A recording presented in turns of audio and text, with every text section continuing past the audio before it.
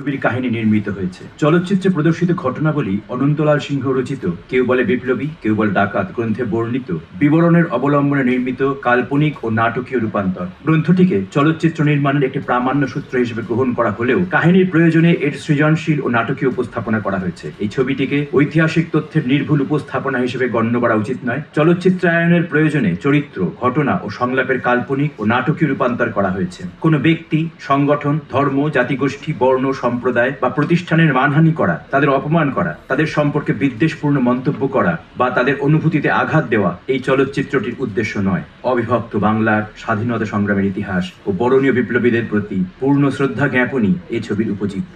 চলচ্চিত্রের প্রধান চরিত্র অনন্ত সিংহের কাহিনীর পরিসমাপ্তি ঘটানো এবং তার কর্মকাণ্ডের অন্তর্নিহিত আদর্শগত প্রেরণাকে উপস্থাপনের উদ্দেশ্যে চলচ্চিত্র শেষাংশে প্রদর্শিত আদালতের কার্যক্রম সম্পূর্ণরূপে কাল্পনিক। এই দৃশ্যগুলি শুধুমাত্র নাটকীয়তা ও কাহিনীর প্রয়োজনে নির্মিত হয়েছে এবং কোনো বাস্তব আদালতের কার্যক্রম, ঘটনা কিংবা জীবিত বা মৃত কোনো ব্যক্তি বা ব্যক্তিবর্গের সঙ্গে এর কোনো সাদৃশ্য বা সম্পর্ক নেই।